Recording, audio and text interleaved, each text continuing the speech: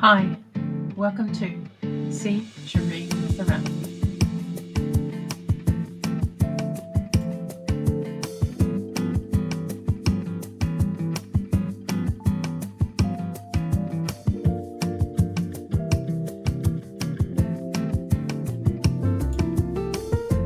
We're preparing for a Saggar firing in class, and so today I'm throwing a Saggar.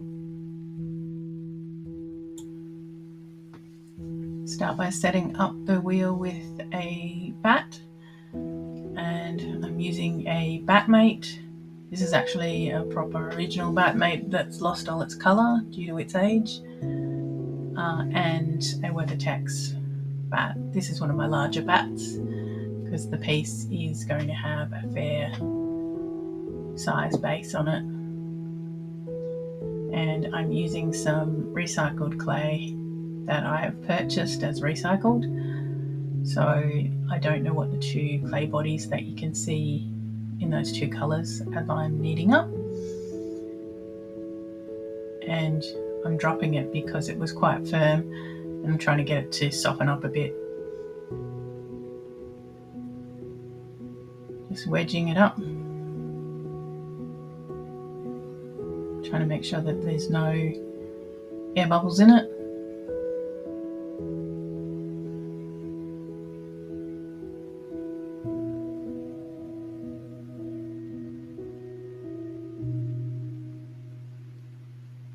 Trying to get it into a bit of a shape that it can actually go onto the wheel, and doing a measurement there in my head and with my fingers to work out to cut a bit off that I didn't think I would need.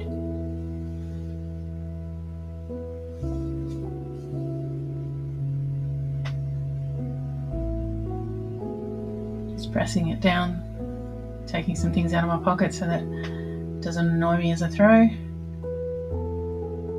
And as you can see, it's quite stiff and it's taking up a lot of effort to get it to centre.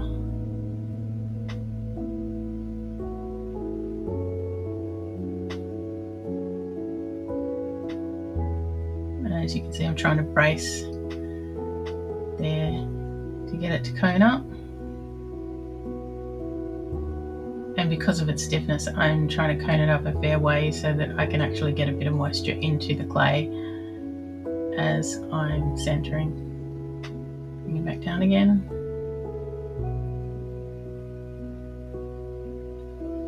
And it's just slipped off. That's because the batmate is old, it doesn't have as much compression in it, so it doesn't have as good a grip on the bat, and it's quite a heavy piece. So now I need to cone it up again to get it centered after the bat slipped.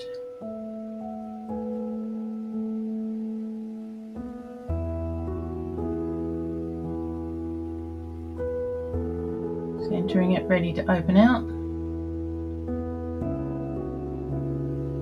And because of its size, I'll use the heel of my hand to open out. And I was unable to push down well enough because of the firmness of the clay. So I set the wheel going and stood up and put more pressure down to get the depth that I wanted. Now I'm just trying to compress the centre.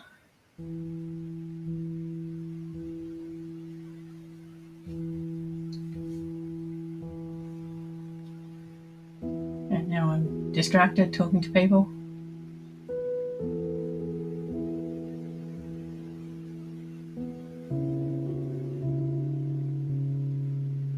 Now I was thinking about pulling it up and realised I really didn't have enough width in the base. I'm pushing the base out a bit further.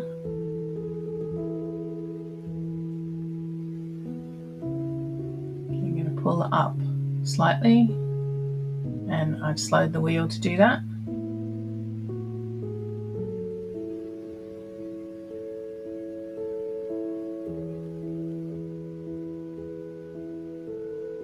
Now I'm just flattening the bottom to get a nice base, and this also compresses the base as well.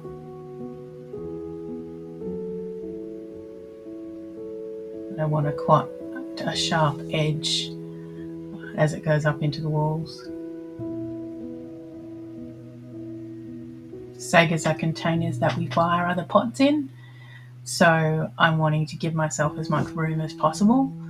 For those who don't know about Saggars, you can either use them as a protective piece around more fragile pots within a kiln that is unpredictable with the gases and smoke and debris.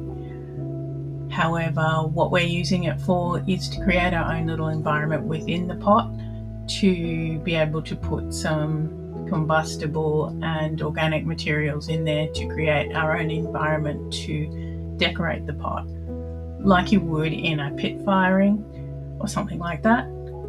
However, we're going to do it in a kiln and have our own little environment each, instead of sharing an environment.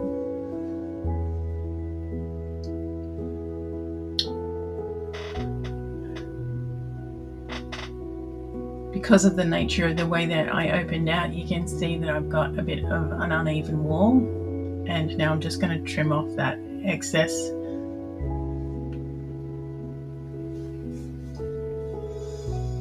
And then true up the rim again.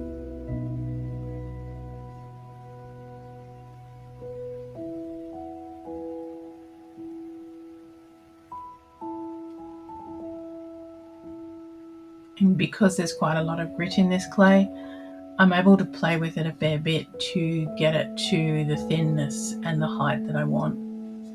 I'm trying to basically get as much height out of the piece as possible to get the biggest vessel I can get.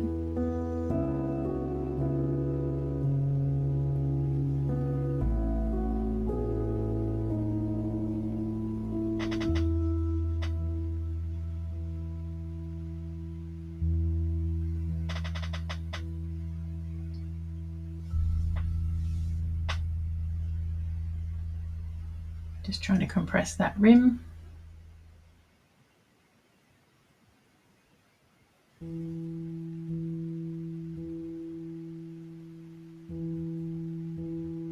Make sure the inside and base is compressed properly.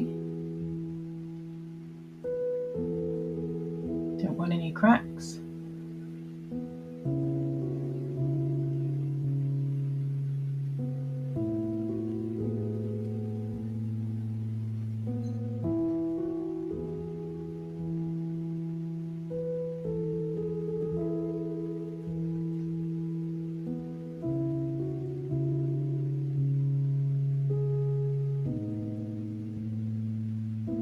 Now I'm talking to someone.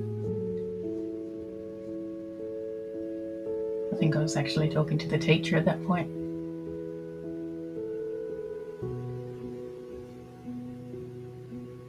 And I cleaned my hands up so that I could grab an actual tool. And I'm just cleaning up the bottom of the pot before I cut through with a wire to cut it off the bat.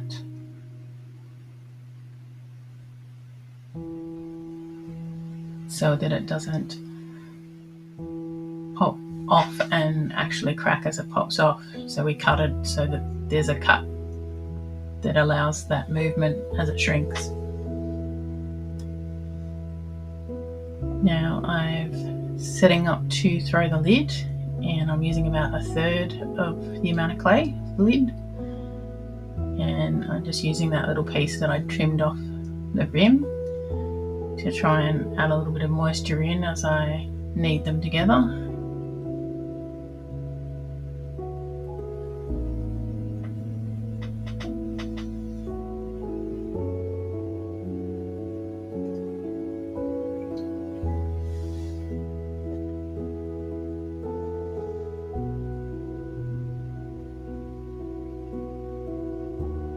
I put a little bit too much water on it there before it had actually pushed down hard enough, so that's why it came off.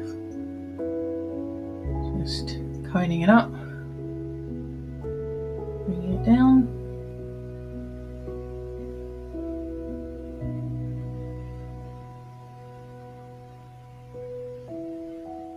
Just still a little bit of effort because it's still quite firm clay, but you can see a lot less effort with the piece being a third of the size. Again, using my heel of my hand to bring that out, open up, and just roughly gauging a size so that I don't take it out too far.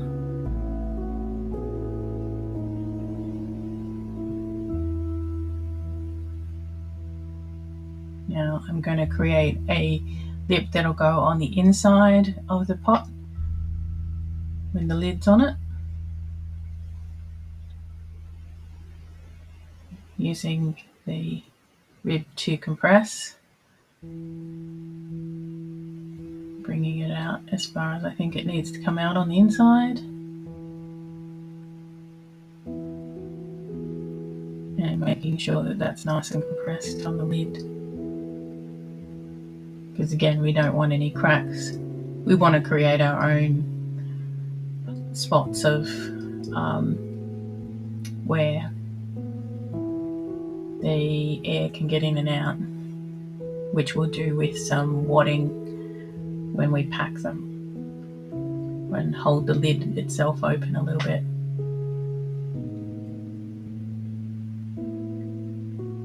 Here's where I realised that I've got that a little bit tall, so a little bit too much clay.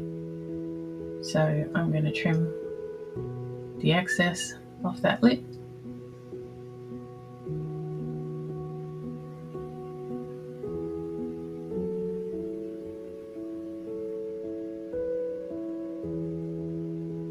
Compressing the rim of it and cleaning it up a little bit.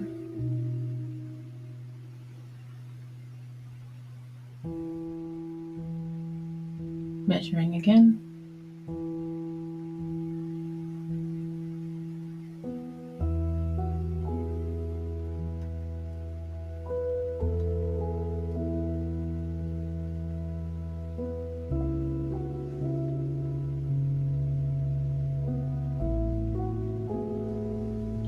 Doing a proper measurement off the main pot this time to be more accurate.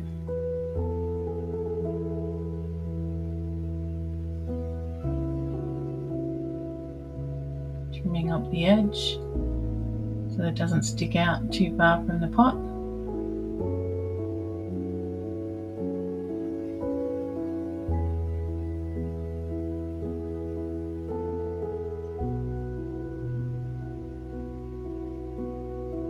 And just lifting the edge slightly so that it's more rounded.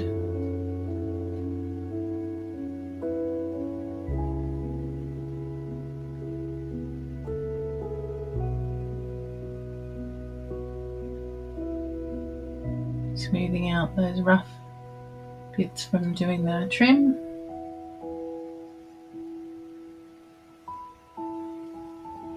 Just doing an extra compression on the inside there.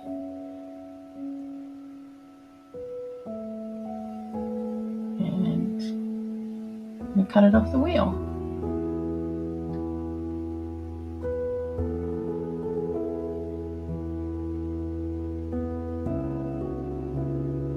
And that's the lid.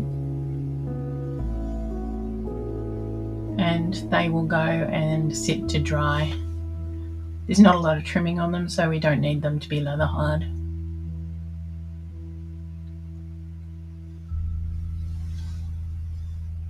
So I forgot to turn the video on straight away, so that's why you can see some clay already on the bat. So to trim, I've got it sitting on a chamois, which is made of the same material as a bat mate, but it's a newer one, so there's a lot more compression available in it. And there's not much to do on this. I'm literally just knocking any burrs off from where it was cut off and making sure that it's going to sit flat.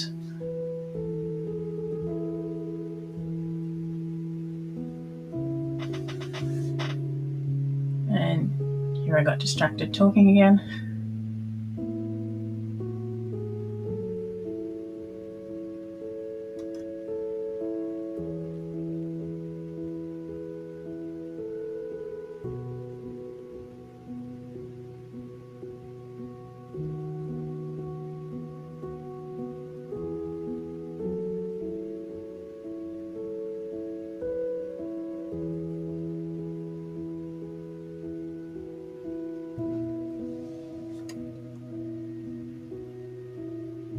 And now I'm just going to put some blue slip on the bottom. I find that pots of this colour or the dark brown ones are often hard to put your potter's mark in, especially when they're gritty.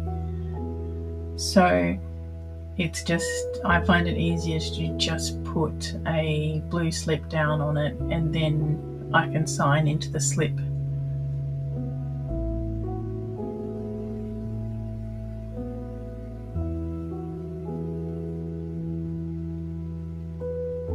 This shows you the pot isn't quite centered while I'm doing that.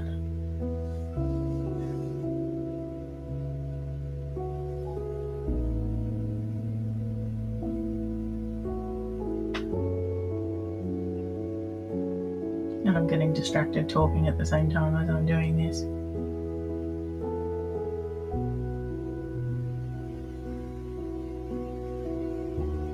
Just taking that where I've got slip on the edge off just to clean it up. And just putting my potter's mark.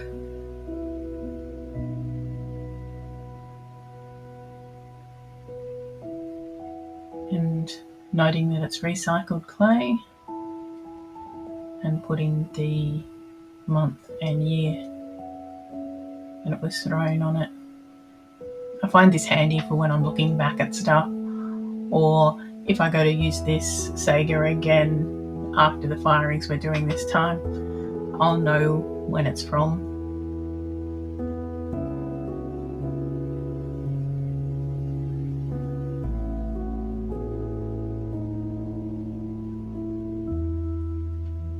And now getting the lid.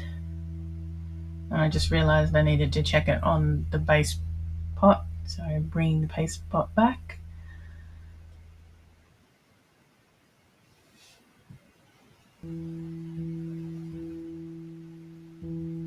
As you can see, the lid fits on fine after the measuring last week.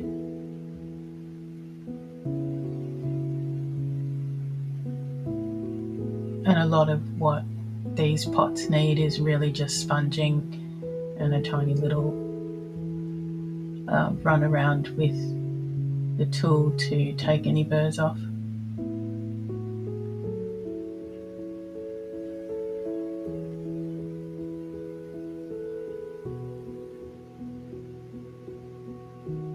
I'm moistening the inside of that because I'm about to put some slip on it too, so that I can write my name inside in case they get separated when they get bisqued.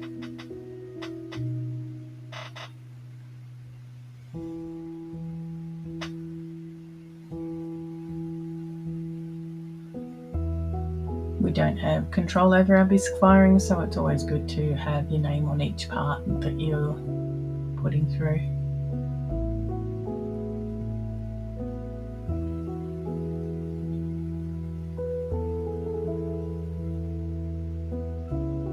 Just cleaning up where I've made a bit of a mess.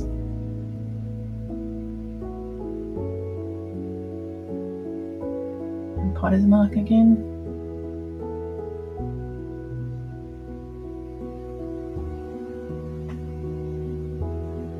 And again, the date and the clay.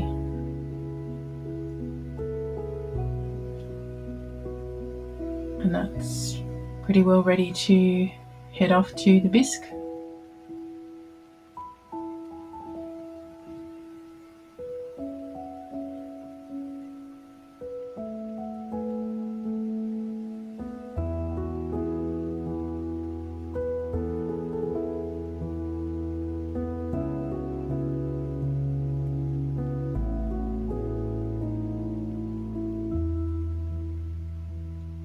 Just making sure there's nothing I've missed. And it's off to the bisque.